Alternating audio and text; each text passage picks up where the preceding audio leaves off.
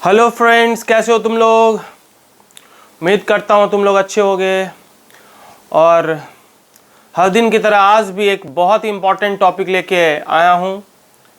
आज का टॉपिक बहुत ही खास है, खासकर उन सारे स्टूडेंट्स के लिए जो जेईई एडवांस का प्रिपरेशन करते हैं। हम लोग बहुत सारे टॉपिक कैलकुलस में पढ़ते हैं, जैसे continuity, differentiability, even odd function, domain निकालना या फिर रेंज निकालना। वैसे प्रॉब्लम्स डायरेक्टली नहीं आते हैं। उस केस में फंक्शन डायरेक्टली दिया हुआ नहीं रहता है। जब भी फंक्शन दिया रहता है तो फंक्शनल इक्वेशन के टर्म्स में दिया रहता है, जो थोड़ा सा डिफिकल्ट होता है। तो आज हम लोग उसी टॉपिक को लेके आगे बढ़ेंगे और ये जो टॉपिक है हमारा 2 से 3 वीडियो में फिनिश होगा। आज इस टॉपिक का पहला वीडियो है। टॉपिक का नाम है फंक्शनल इक्वेशन। Functional equation.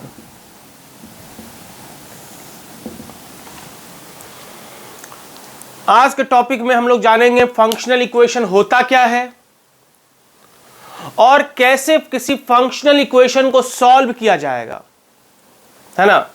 जिसमें हम लोग ट्रांसफॉर्मेशन के बारे में सीखेंगे, सब्स्टिट्यूशन प्रोसेस के बारे में सीखेंगे और कुछ स्टैंडर्ड इक्वेशंस के सॉल्यूशन के बारे में पढ़ेंगे। और जिसको सीखने के बाद हम लोग उस फंक्शनल इक्वेशन की मदद से बहुत सारे वैसे प्रॉब्लम्स को सॉल्व कर सकेंगे जो कि जेईई मेंस और एडवांस में आते हैं। तो चलिए जानते हैं। वीडियो शुरू करने से पहले मैं आप तमाम यूजर्स का शुक्रिया अदा करना चाहता हूं कि आज मेरा 2K सब्सक्राइबर कंप्लीट हो गया। उम्मीद करता हूं कि अगर ऐसा ही सपोर्ट आप लोगों का मिलता रहा तो बहुत जल्द हम 100K तक पहुंचेंगे। तो आइए देखते हैं फंक्शनल इक्वेशन। जब भी किसी इक्वेशंस के बारे में हम पढ़ते हैं तो इक्वेशन एक ऐसा रिलेशन होता है जिसमें कुछ वेरिएबल्स होता है ना, रिलेशंस बिटवीन वेरिएबल्स।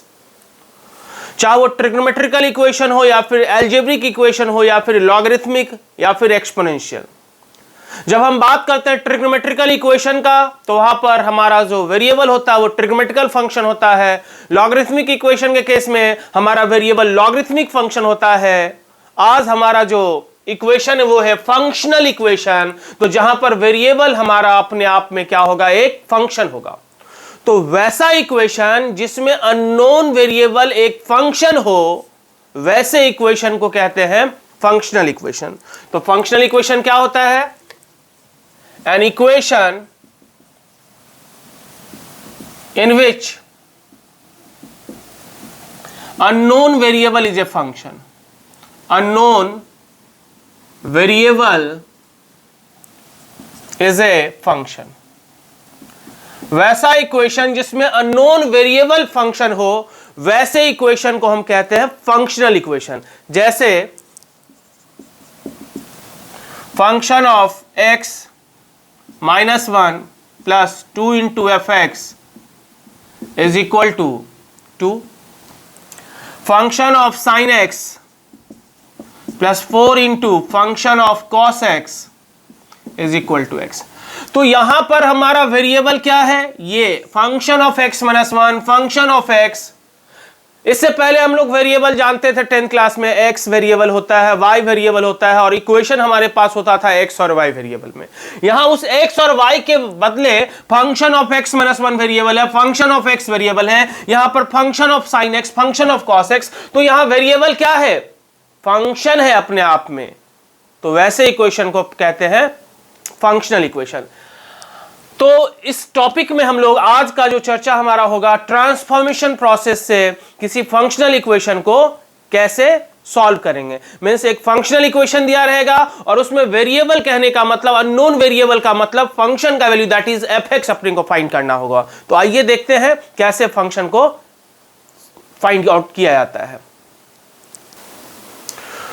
तो हमारे पास ये 2 इक्वेशन है, एकदम इजी प्रॉब्लम्स हम लोग स्टार्ट किए हुए हैं। बहुत ही सिंपल प्रॉब्लम है, धीरे धीरे हम लोग उसको बढ़ाएंगे डिफिकल्टी को। और आज का जो हमारा ये टॉपिक है वो ट्रांसफॉर्मेशन से है। मीन्स हम लोग ट्रांसफॉर्म करेंगे इक्वेशंस को, एक फॉर्म से, एक वेरिएबल से दूसरे वेरिएबल में कन्वर्ट करेंगे। यहां पर अपने को f ऑफ x प्लस 1 दिया हुआ है, कह रहा है कि fx क्या होगा। तो एक प्रोसेस है, जनरली बच्चे या फिर बहुत सारे टीचर्स इसको हीट एंड ट्रायल मेथड से अप्लाई करते हैं। कभी ये, कभी x रिप्लेस x बाई इतना। आज हम लोग एक प्रोसेस सीखने जा रहे हैं जिसके थ्रू ऑलमोस्ट जितने भी फंक्शनल इक्वेशन होता है वैसे इक्वेशंस को हम लोग एक पर्टिकुलर प्रोसेस से सॉल्व करेंगे, है ना। तो उसी में ये पहला सवाल हमारा है, f of x plus 1 is equal to इतना, फाइंड fx।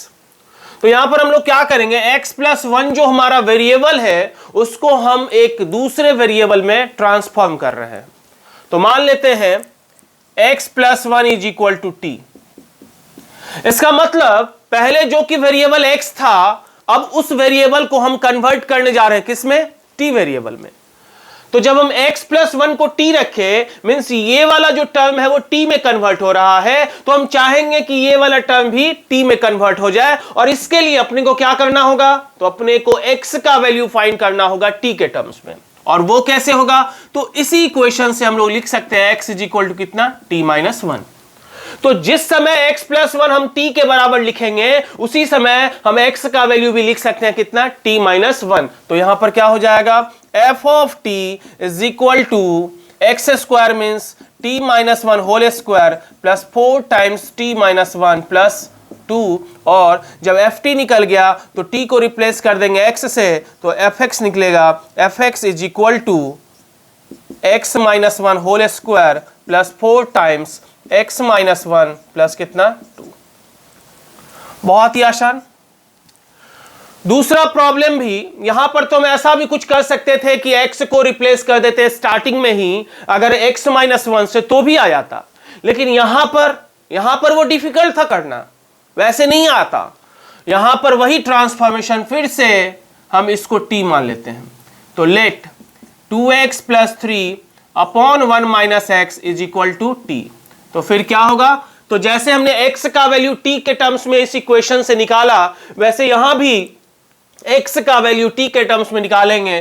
तो 2x plus 3 is equal to t minus tx, और ये 2x plus tx is equal to t minus 3। So x common, 2 plus t is equal to t minus 3। So x is equal to t minus 3 upon 2 plus t। यहां से हमारा x का value निकल गया।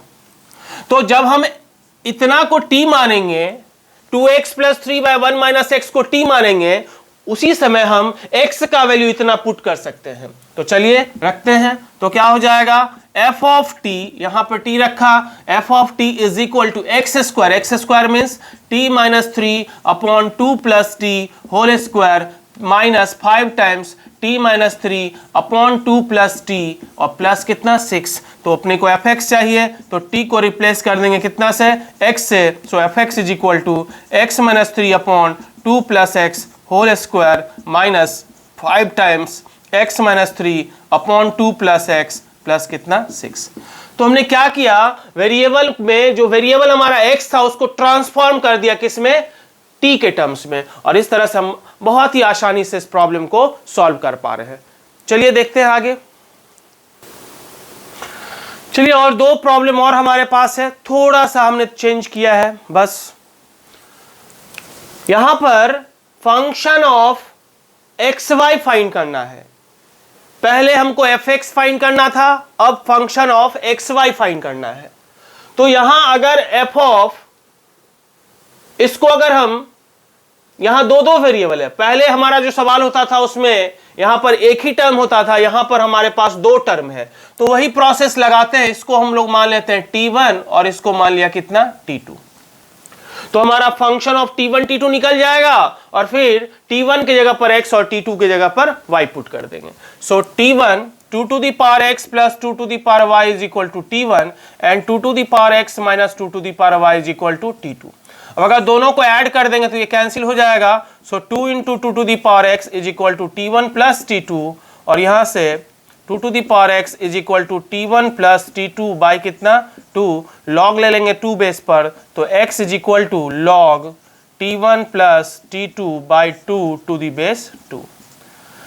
वैसे ही अगर दोनों y हमें निकालना, x तो निकल गया, y भी निकालना पड़ेगा, तो दोनों इक्वेशन को अगर हम सब्सट्रैक्ट कर दें 2 to the power x plus 2 to the power y is equal to t1 और 2 to the power x minus 2 to the power y is equal to t2। अब अगर इस दोनों इक्वेशन को सब्ट्रैक्ट करेंगे तो साइन चेंज हो जाएगा और ये कैंसिल होके 2 into 2 to the power y is equal to t1 minus t2, so 2 to the power y is equal to t1 minus t2 upon 2 और लॉग लेंगे with base 2, so y is equal to log t1 minus t2 to the by 2 to the base 2। तो जब हमने इतना को t1 माना और इतना को t2 माना तो x का वैल्यू और y का वैल्यू हमारा आ गया। तो अब ये क्या हो जाएगा, function of t1 comma t2 is equal to x, x means log of t1 plus t2 by 2 to the base 2 into y, y means log t1 minus t2 by 2 to the base 2। और जब f of t1 t2 निकल गया तो t1 को replace कर देंगे x से, t1 को रिप्लेस कर देंगे x से एंड t2 को रिप्लेस कर देंगे y से, तो f ऑफ एक्स वाई हमारा हो जाएगा कितना, log x plus y upon 2 to the base 2 into log x minus y upon 2 to the base 2। इस तरह से फंक्शन ऑफ एक्स वाई निकल गया। तो ये जो तीन प्रॉब्लम था ऑलमोस्ट सेम कैटेगरी का था, थोड़ा सा दूसरा चेंज करते हुए प्रॉब्लम है a into f x plus function of 1 by x is equal to ax, ठीक है। सो यहां पर ये देख रहे हैं कि ये वाला दो वेरिएबल, एक तो एफ एक्स है अपने पास और दूसरा है फंक्शन ऑफ 1 बाई एक्स। दो वेरिएबल है अपने पास इस फंक्शनल इक्वेशन में। अगर दो वेरिएबल है और दो इक्वेशन हो जाए जैसे कि 10th में होता था, तो फिर हम इक्वेशन को सॉल्व कर सकते हैं। तो इसके लिए क्या करना होगा, अगर हम x को रिप्लेस करते हैं 1 बाई एक्स से तो ये वाला टर्म इसमें कन्वर्ट हो जाएगा और ये वाला टर्म इसमें कन्वर्ट हो जाएगा, तो फिर से एक इक्वेशन हो जाएगा एफ एक्स और एफ ऑफ 1 बाई एक्स में। सो रिप्लेस करते हैं x को, put x is equal to 1 by x, तो ये कितना हो जाएगा, a into function of 1 by x plus function of x is equal to a by x. एक इक्वेशन पहले से था और एक इक्वेशन नया आ गया। सो इक्वेशन 1 हमारा ये था और ये इक्वेशन कितना आया, 2 आया। दो वेरिएबल है, एक fx दूसरा फंक्शन ऑफ 1 बाई एक्स और इक्वेशन भी अपने पास दो है। तो फर्स्ट इक्वेशन को अगर हम a से मल्टीप्लाई कर दें तो यहां भी a into f of 1 by x आ जाएगा और यहां भी a into f of 1 by x है, फिर दोनों को सब्ट्रैक्ट कर देंगे तो वो टर्म कैंसिल हो जाएगा। तो यहां पे इक्वेशन 1 को a से मल्टीप्लाई करके यहां लिख रहे हैं, तो क्या हो जाएगा, a square into f x plus a into function of 1 by x is equal to a square x. और इस दोनों को सब्ट्रैक्ट कर देते हैं, तो सब्ट्रैक्ट जब करेंगे तो ये वाला टर्म कैंसिल हो गया, तो एफ एक्स कॉमन हुआ तो क्या बचा, 1 minus a square is equal to a by x minus a square x. और यहाँ से एफ एक्स हमारा कितना आ गया, a by x minus a square x upon 1 minus a square. इस तरह से हमारे यहाँ पर एफ एक्स निकल गया। ठीक है, कोई दिक्कत है, नोट कीजिए आप लोग। दो और प्रॉब्लम को देखते हैं, ये कैसा प्रॉब्लम है। यहां भी दो वेरिएबल है अपने पास, एक है एफ एक्स और दूसरा क्या है, एफ ऑफ 1 माइनस एक्स। उम्मीद करता हूं आप लोगों को देखते ही समझ में आ गया होगा कि क्या ट्रांसफॉर्मेशन करेंगे हम लोग। चूंकि ये वाला टर्म दोनों एक दूसरे से इजीली कन्वर्ट हो सकता है इसमें और इसमें, तो फिर से एक नया इक्वेशन आ जाएगा और दो वेरिएबल अपने पास और दो इक्वेशन। तो क्या करेंगे ट्रांसफॉर्मेशन, x को रिप्लेस कर देंगे कितना से, 1 माइनस एक्स से। तो यहां पर क्या हो जाएगा, ये इक्वेशन पहला था, ये इक्वेशन हो गया 2 into function of 1 minus x plus f of x के जगह पर 1 minus 1 minus x that is f x is equal to x square means 1 minus x whole square. ये हमारा इक्वेशन 2 है। और पहले से भी एक इक्वेशन उसी दो वेरिएबल में है और दूसरा इक्वेशन भी उसी में आ गया, तो हम चाहेंगे कि ये वाला टर्म कैंसिल हो जाए। इसके लिए इक्वेशन 1 को 2 से मल्टीप्लाई करके और सब्ट्रैक्ट कर देंगे, तो क्या हो जाएगा, 4 into f x plus 2 into function of 1 minus x that is equal to 2x square, और दोनों को सब्सट्रैक्ट कर देते हैं तो ये और ये टर्म कैंसिल हो गया, तो fx minus 4fx that is minus 3fx is equal to 1 plus x square minus 2x square that is equal to 1 minus x square minus 2x।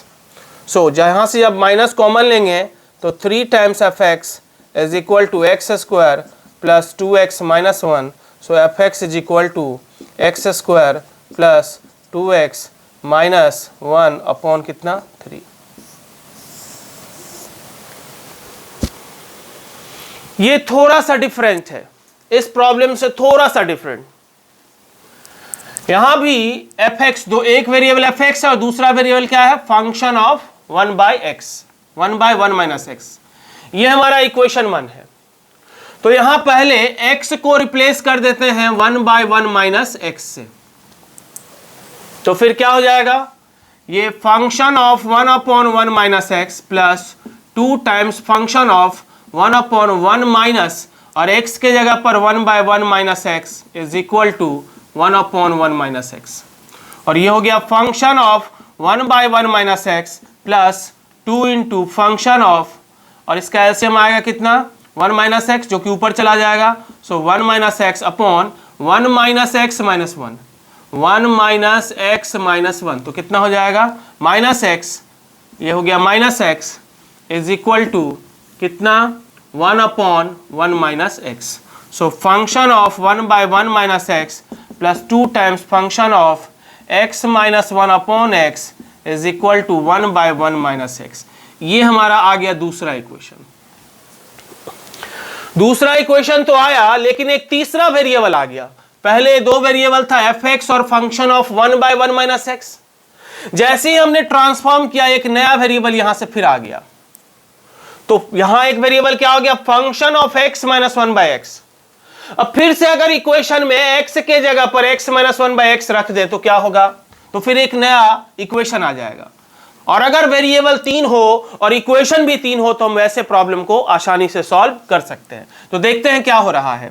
So equation 1 में replace x by x minus 1 by x in equation 1, तो क्या हो जाएगा, function of x minus 1 by x plus 2 times function of 1 upon 1 minus x के जगह पर x minus 1 by x is equal to x के जगह पर कितना x माइनस 1 बाय एक्स, और ये हो गया function of x minus 1 by x plus 2 into function of 1 upon x minus x plus 1 upon x is equal to x minus 1 by x, और यहाँ से आ गया function of x minus 1 by x plus 2 times function of x upon function of x simply x is equal to x minus 1 upon x, और ये हमारा equation आ गया 3।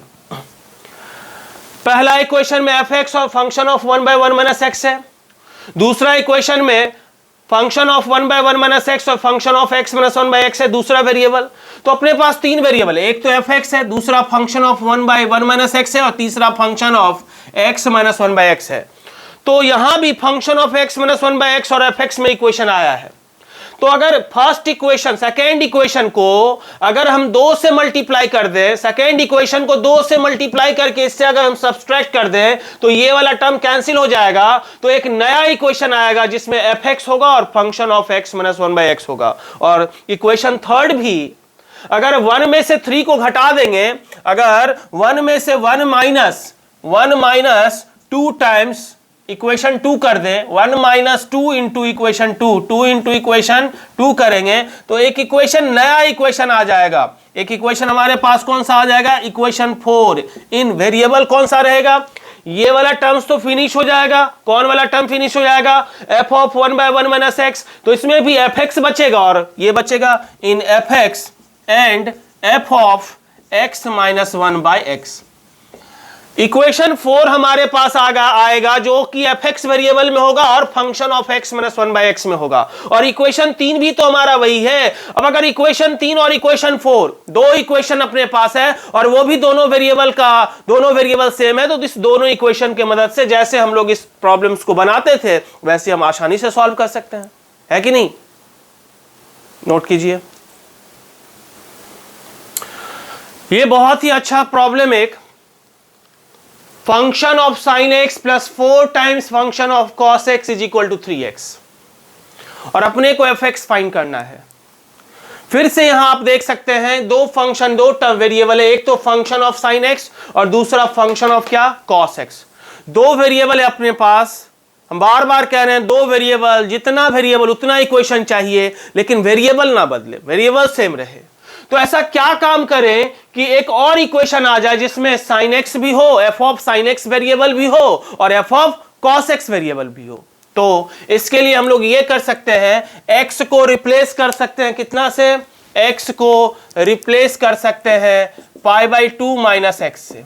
तो क्या हो जाएगा, ये function of sin π/2 minus x that is cos x plus 4 times f of cos π/2 minus x that is sin x is equal to कितना, 3 इंटू एक्स के यहाँ पर π/2 माइनस एक्स। ये हमारा इक्वेशन 1 था और ये हमारा इक्वेशन क्या आया, 2 आया। इक्वेशन 1 में भी सेम वेरिएबल है, function of sine x, function of cos x. Equation 2 में भी सेम वेरिएबल है। तो हम अब चाहेंगे कि एक वेरिएबल यहां से हट जाए, तो इसके लिए क्या करेंगे, तो इसके लिए हम क्या कर सकते हैं, तो फर्स्ट इक्वेशन फर्स्ट तो हमारे पास है ही, इसमें से अगर हम f ऑफ किसको डिपेंड करता है, किसको कैंसिल करना चाहते हैं, cos x को या फिर sin x को। अगर हम इक्वेशन 1 के sin x को अगर कन्वर्ट हटाना चाहते हैं तो इक्वेशन 1 को 4 से मल्टीप्लाई करके और सब्सट्रैक्ट कर देंगे। तो इक्वेशन 1 इंटू 4, इक्वेशन 1 इंटू कितना, 4, तो क्या हो जाएगा, 4 times f of sin x plus 16 times f of cos x is equal to 12x। ठीक है, और अब सब्सट्रैक्ट कर देते हैं। तो सब्सट्रैक्ट करने से क्या हुआ, ये फंक्शन ऑफ sin x वाला term finish, f of cos x minus 16 f of cos x that is minus 15 f of cos x is equal to 3π/2 minus 3x और minus 2x that is minus 15x।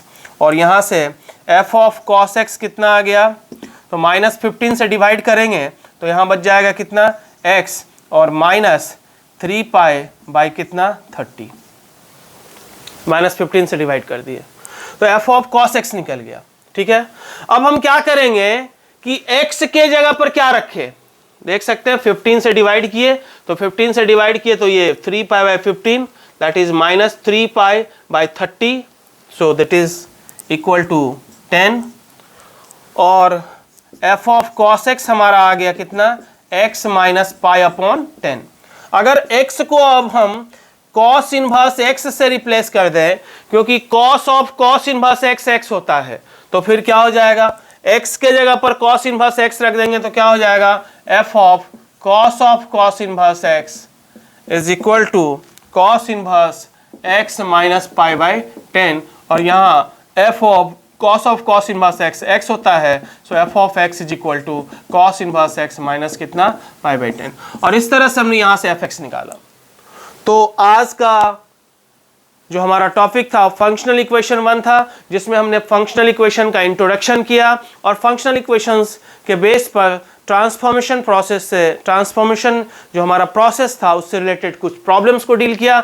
अगले video में फिर से मैं आऊँगा एक बार दूसरे टाइप्स के फंक्शनल इक्वेशन के साथ, और वो हमारा जो दूसरा टाइप होगा वो होगा सब्स्टिट्यूशन। ठीक है, अगर वीडियो आप लोगों को अच्छा लगा हो तो वीडियो को लाइक कीजिएगा, कमेंट कीजिएगा, और आप लोगों से रिक्वेस्ट है कि हमारे चैनल को ज़रूर शेयर कीजिएगा, सब्सक्राइब भी कीजिएगा। Thank you.